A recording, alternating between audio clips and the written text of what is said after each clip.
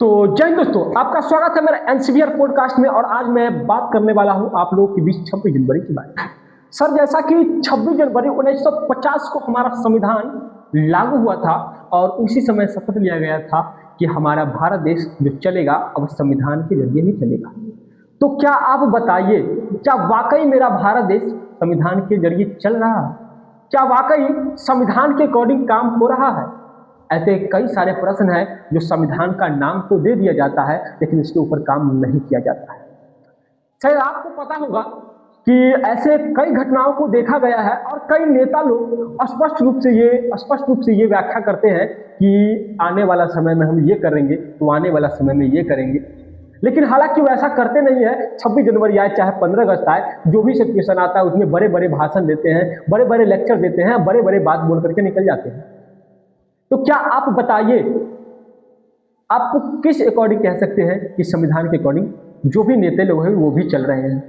नेता लोग अपने मनमर्जी से चलते हैं। साफ तौर पर हम यही कहना चाहेंगे, अक्सर, हम सभी नेता की बात नहीं कर रहे हैं, लेकिन अक्सर नेता अपना काम को करते हैं और संविधान को अपने नजरिए से देखते तक भी नहीं कि किस प्रकार से चल रहा है। हालांकि आपको बता दें कि साफ तौर पर हम आपको बता दें कि संविधान बना तो है सभी लोगों के लिए, कम पैसे वाले और ज्यादा से ज्यादा पैसे वाले, लेकिन मुख्य रूप से कम पैसे वाले को संविधान के तले दबना पड़ता है और बड़े पैसे वालों को संविधान से उतना मतलब ही नहीं रहता।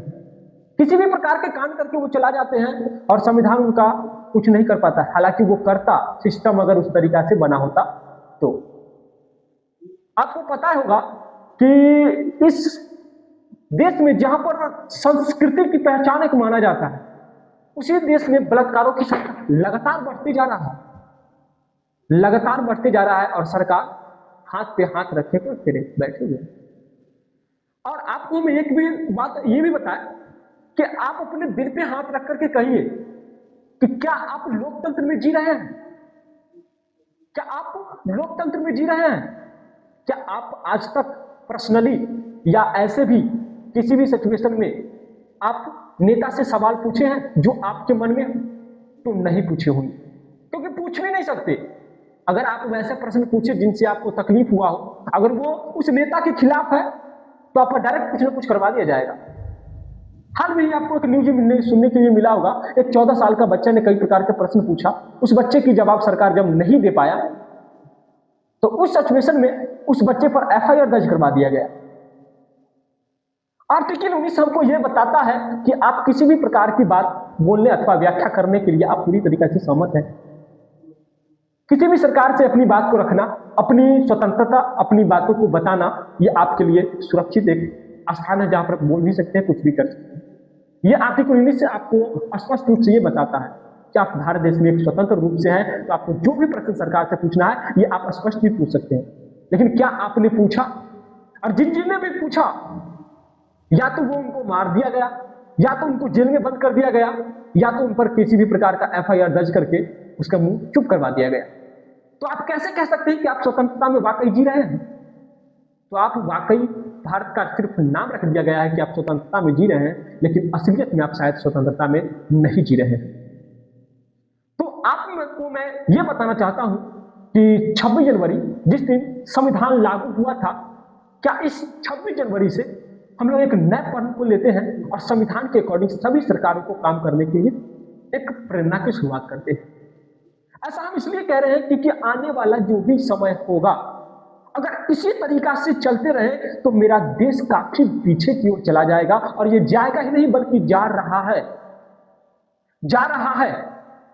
अक्सर आप सोशल मीडिया पर कई प्रकार के धर्म जाति से रिलेटेड बातों को देखते होंगे, सुनते होंगे। उसको अगर उस तरीका से जो प्रक्रिया भी चल रहा है, वो उस धर्म को बुरा बोल रहा है, वो उस धर्म को बुरा बोल रहा है। किसी ने बोला कि चलो ये धर्म अच्छा है, तो किसी ने बोला ये धर्म अच्छा है, किसी ने बोला कि चलो उस धर्म में जाते हैं, तो किसी ने बोला उस धर्म में जाते हैं। अरे कहां से कहां दुनिया पहुंच चुका है। और भारत के लोग सिर्फ जाति में अटके हुए हैं, सिर्फ जाति और धर्म में अटके हुए हैं।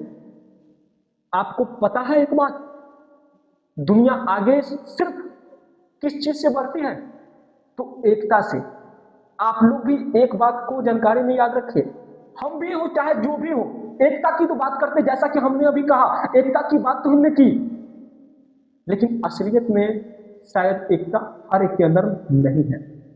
हाँ, मुंह पर बोल दिया, कैमरे के सम्मुख बोल दिया, लेकिन स्पष्ट रूप से एकता शायद उसके अंदर भी नहीं रहता है। और जिन व्यक्ति ने वाकई एकता को अगर समझ लिया और एकता के ऊपर काम करना शुरू किया, तो आने वाले समय में हमारा भारत देश यहां नहीं होगा, बल्कि कई आगे, कितने देश से आगे बढ़ेंगे।